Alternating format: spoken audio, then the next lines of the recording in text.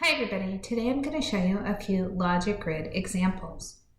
A logic grid is typically used to deduce relationships between different items. The information is organized into a grid format for clarity. To create a logic grid, you begin by identifying the categories and the items to compare. You'll draw a grid with one set of categories along the top and another along the side. Think one horizontal and one vertical. Then you'll fill in the grid based on the information you've been provided. Some grids use X marks and check marks, but I'm going to use T for true and F for false. Our first example says 3 patients, Alex, Brianna, and Carlos, each have different dietary restrictions. One is gluten-free, one is dairy-free, one is a vegetarian. We're going to use the logic grid to organize the information. We're given Alex is not dairy-free, the vegetarian does not have a gluten-free restriction, Brianna is gluten-free, and Carlos is a vegetarian. We'll start by making a logic grid.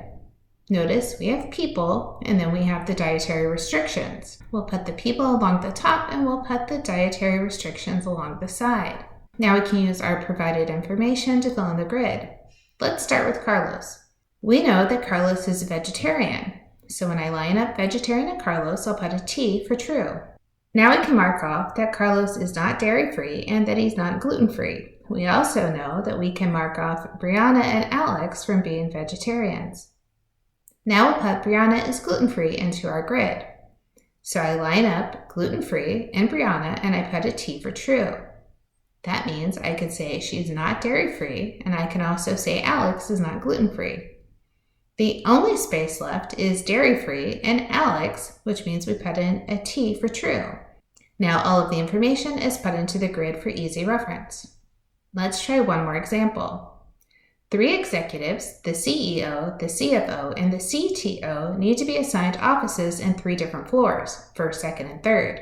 Each executive prefers a different floor, and no one can be assigned to more than one floor. Use the clues below to figure out who is assigned to which floor. The CEO prefers the highest floor, the CFO does not want to be on the second floor, and the CTO does not want to be on the first floor. This time the grid has the executives along the top and then the floors on the side.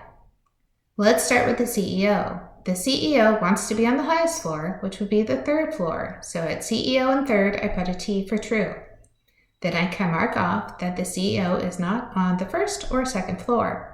And I also know the CFO and CTO are not on the third floor. The CFO does not want to be on the second floor, so CFO and second floor we put a false, which means the only place he can be is the first floor, so we'll put a true. This also says the CTO is not on the first floor, so we can put a false there.